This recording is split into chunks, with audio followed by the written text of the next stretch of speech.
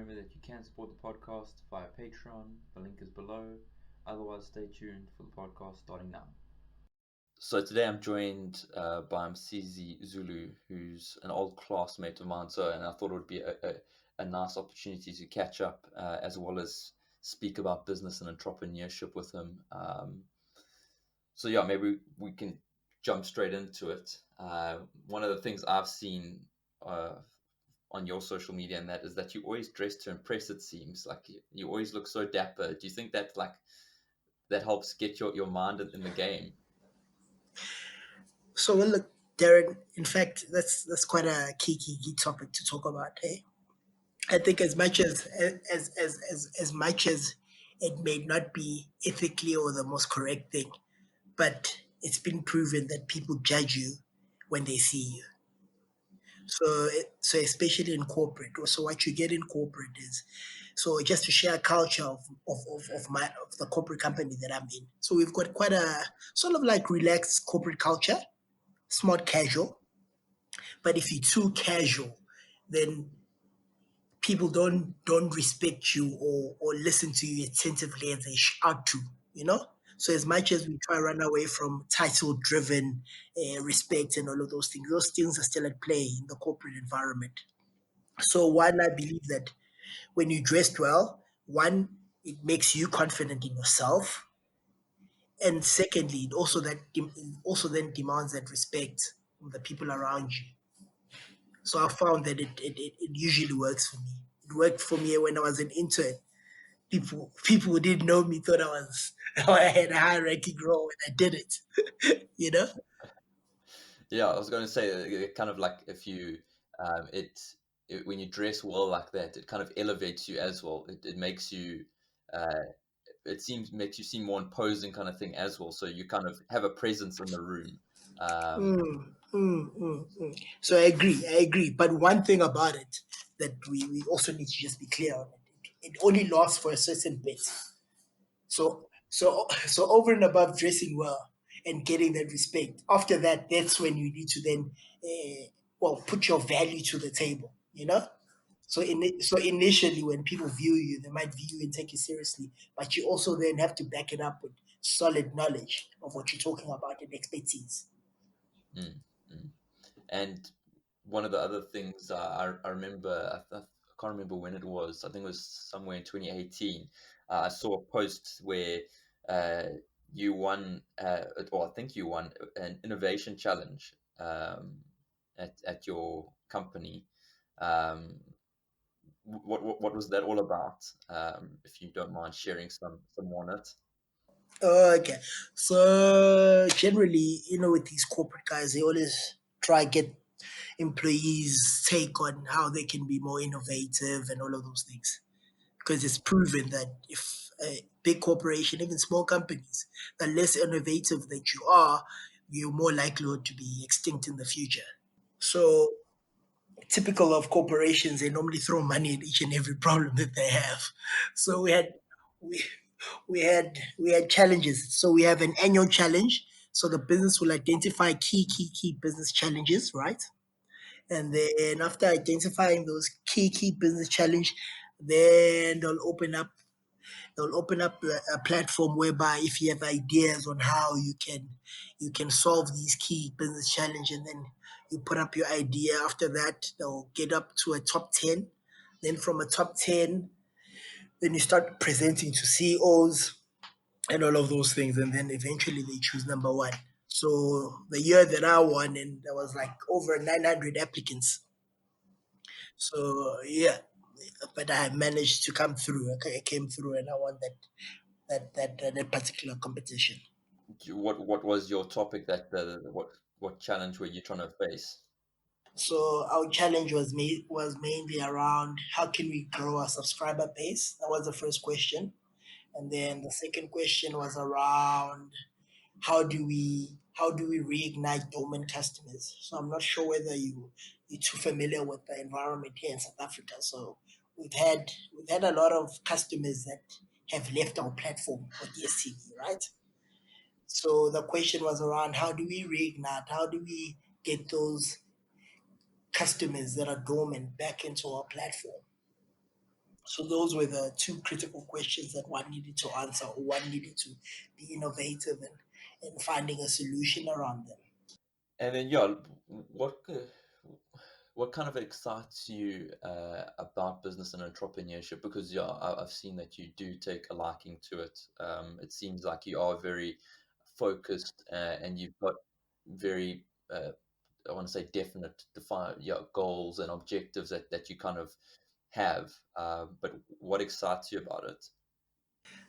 Okay, cool. What excites me about business and entrepreneurship? So, what excites me actually about business and entrepreneurship is it's just the landscape of it and how it's happened and just the field. You know, it's you can be innovative and be an entrepreneur and you control your own destiny. You know, so when you generally look at a normal corporate employee, your lifespan or your career journey is kind of predictive. You know, you'll start as an intern, you become a middle manager, eventually you'll be a head of some sort, you know? So when you look at entrepreneurship, it's an open field. It's a survival of the most innovative. So I think that zest, I think that thrill of not knowing what tomorrow has in store for you. You know, I think that drives me in entrepreneurship, and I think the business part of it is that I grew up in a family that had a running business. We had a butchery back in the days when I was growing up. So I think that business acumen then was installed in me when I was a child. And then, is there anyone that you like admire in the business world in South Africa mainly? Someone that you kind of look to as like a type of role model, if you can put it. So I'm right now. I'm basically interested in Vusi Tembekwayo. Have you heard about him? Yes, yes, yes. No, Oh yeah. yes, yes. No, he's a leader. He's a leader. So what I generally like about him, as opposed to other entrepreneurs, see, most entrepreneurs, when you go to the conferences or when you go to the seatings and you're just discussing with them, most of them will say hard work, hard work, hard work, hard work. You know, but with not much content behind it. But when you start engaging your Vusi Tembekwayo of that world, he develops frameworks from his experience. You know, so I'd rather so then engaging with such a person is much more fruitful because then you've got a framework that you're working upon, and then you're poking holes in his frameworks, or you also agree with some of these frameworks that he's seeing. So he's a thought leader. So I enjoy thought leaders. People will come and will also put research onto the methodologies. You know, so currently, I think it has to be Vusi, and it's also slap bang in my alley around fourth industrial revolution, around AI, and around the future of work, the future of entrepreneurship, the future of business. So just even just one thing with this coronavirus is happening. This coronavirus needs innovation. It needs innovation, and companies that are slow when it comes to innovation are going to suffer the most. You know. So one of the things that I was actually telling a friend of mine is that certain companies are rigid. Like employees will have all the resources to work remotely, but certain companies won't allow them. So the companies that have been practicing employees working remotely now are at the cutting edge now. They've got the advantage because they're used to this, you know? And then companies in the past that were rigid, now they have to start afresh and start adapting because now coronavirus is now forcing people to work from home. Now they don't have the measures and the resources and the planning to initiate this thing as quickly. Yeah, I spoke to a guy by the name of Richard Mulholland on Friday actually about similar stuff to this. And yeah, I brought up the fact that a company I previously worked for, with the work I was doing in that we were only given desktop computers to do the work with, because well, yeah, it needed quite a high power yeah, PC to do all the analysis and whatnot. Um, but now that they've had to close this past week, and the main workforce is sitting at home, not able to do any work because they aren't given laptops, kind of thing. Um, so yeah, that's another example, like you say, that this coronavirus is actually making businesses pivot and needing to think more about how they go about their business. Um, so yeah, it's quite an interesting one. It's on what businesses will survive this and what businesses will be born out of this issue that we have now. Yep, Um, yep, fully agree. I was going to ask you about networking and that, and do you go to any networking events in particular? Like, do you think networking is quite a pivotal part when it comes to like business and that?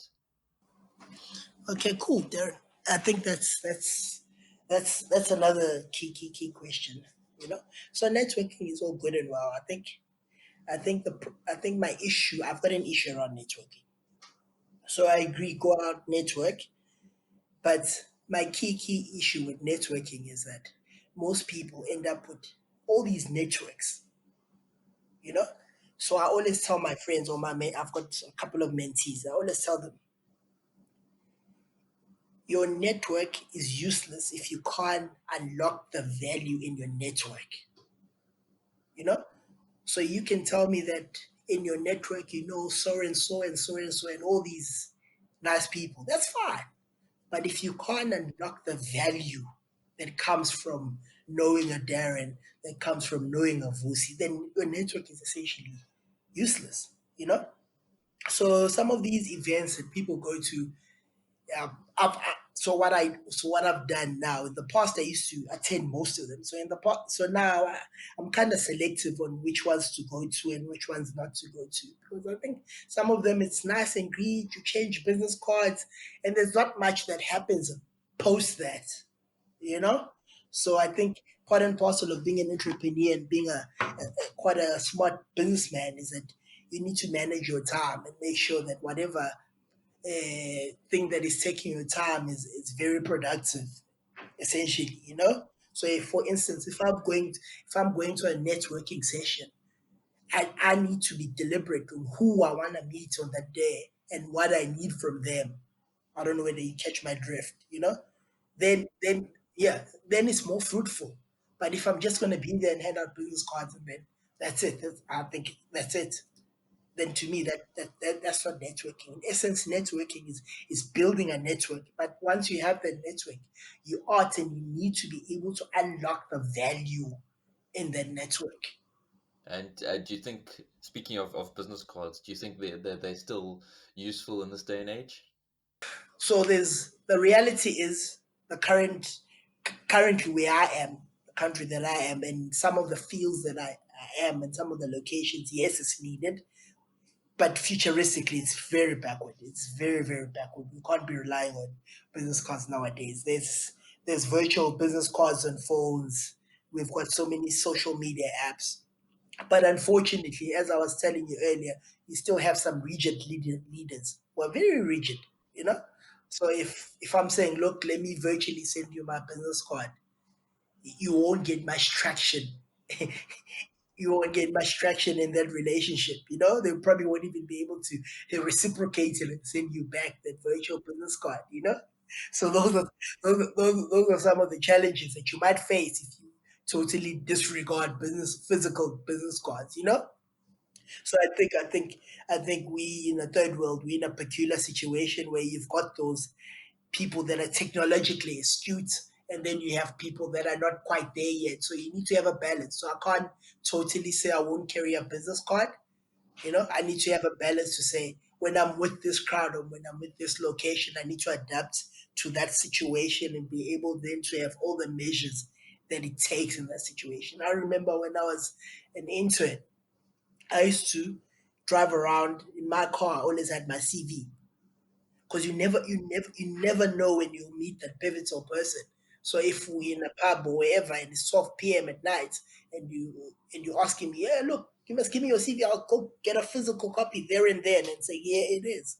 That's essentially how I used to operate. I used to carry a cigarette lighter, so I don't smoke, but I used to carry a cigarette lighter because what I recognized is that people will come asking for a cigarette lighter, and once you give them a cigarette lighter, then they feel the need to talk to you. And in all honesty, people are more free when they having their beverages. So you get to interact with different people, and some have proved worthwhile. We've closed some key deals from pubs, you know. So you gotta always be ready. You gotta be always ready. So in essence, what I'm saying, you gotta always be ready. You gotta know the market and you gotta adapt. So with regards to business cards, as I've said, theoretically there shouldn't be a need right now. But looking at the circumstances that we currently find ourselves, there's a balance that is needed. Yeah, I think I also like the fact with business cards, I like the material side of things. You actually, it's something physical you can hold and see in that. Whereas the virtual ones obviously is just like, yeah, you send it over an email or something like that. So it's not something tangible. So I've got my own business cards as well that I just like because they're physical things. So quite useful. I know you took a bit of a social media hiatus, um, but what do you think that do you think social media is going to be quite pivotal moving forward? Well, we know it is pivotal now, but like moving forward into that fourth industrial revolution. Okay. Look, man, I think social media is very, very critical. It's very, very critical for an entrepreneur and a businessman. However, social media can either make or break you as a businessman or an entrepreneur. Your ability to be able to use social media in your favor is very, very key. So social media has a wider reach more than newspapers. Social media has a higher reach more than your own website. Social media has more of a reach than word of mouth. Social media has more reach than your own your traditional marketing campaigns or marketing platforms that we used to be there. However, the dangers of social media for an entrepreneur is that social media, if not handled properly, can people on social media, Twitter, it's called Black Twitter in South Africa. They can easily drag you through the mud, and if you don't have the requisite skills to deal with social media, then it could be detrimental to your business.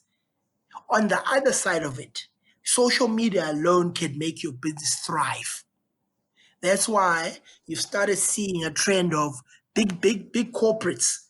So they go to there's a new career now called influencers, right? So if Darren is a celebrity or what or an Instagram celebrity, you've got over 100,000 followers, then big corporates will come to you and say, look, please post an ad on your social media platforms because they understand that you've got so much of followers that are going to see your social media. You know, when you look at Generation X and Generation Y and millennials, in the next year or so, 80% of the population in the workplace will be millennials. And those people, we all know that they don't watch TV as much as the older generation used to watch TV. So the only way to find them, if you're an entrepreneur and if you're a businessman, is on social media. So I think social media is actually going to be pivotal, and it's actually at the forefront of whether businesses make it or if they don't make it.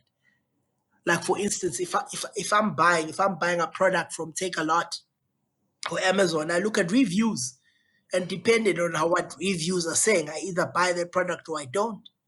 In the past, there were no reviews. You'd get to your macro or any supermarket, and you'll have to trust your judgment. You know. So now it's all about social media. Whether what is social media saying about your product, and depending on what it's saying, it then influences me as a consumer whether I'm gonna buy it or I'm not gonna buy it. So just to simply answer your question, I think social media from a business and entrepreneurship level or side, it's absolutely critical. It's pivotal. And then maybe like in closing, then what are your aspirations and goals for your career, for your future? Yeah, regarding business entrepreneurship, do you want to be a CEO? Do you want to own many businesses? What is your goal? So So my career path. So I've got a 10-year plan. I've got a 10-year plan. So my plans are quite simple. My plans are quite simple. I don't want to be an employee for the rest of my career, for the rest of my life. In actual fact, I think, according to my plan, I've roughly got 2 to 3 years left of being an employee. You know, I think there's gonna come that time where I need to fully focus on my business ventures. So I've opened up a group of companies. It's called the Msizi Zulu Group. So within that group, then I've got several subsidiaries that are underneath it. I've got a non-profit organization. That's my first love, non-profit. And then I've got quite other profitable ones. I've got the transportation side of it. I don't know whether you know, I've got a few Ubers. So I've got a few Ubers running around. So I joined Uber like 5 years ago. So it's been a while now since I've had Ubers. So I've got a few Ubers running around. Then we've recently started a pharmaceutical leg of the company. So that's quite interesting. It's one of the areas that are untapped, you know. So we're looking into going into pharmaceuticals, especially the logistics side of pharmaceutical. So that's what we're looking for. But just to cut a long story short and to answer your question, yeah, I think my path is very, very clear. I think one of the key reasons why I'm working for a corporate now is just to try self create some funding for myself so that when I jump ship, I'm able to land a little bit safely, and then to follow my business aspirations. I think that's what I love. In life, one of the most said things is that once you find your purpose, you are set. And I think whenever I'm doing my own personal business ventures, that's when I realize this is my purpose. But I'm under no illusions currently that I need to be an employee for now so that I can make sure that when I jump ship, at least I've got a soft landing. Because the truth of the matter is that our economy is not doing well. So it's quite rough terrain. So if you fully gonna put all your eggs in one basket, it's gonna be really, really tough for someone. Mm. So you're going to be an employee for now, but then future is going to be the employer. Yep. That's the plan. That's the plan. I like it. Thanks again for joining me today, MCZ. No, great stuff, man. Great stuff. I hope you enjoyed the podcast. If you enjoy the content, please remember that you can support the podcast via Patreon, and the link is below. And all support is welcome and muchly appreciated.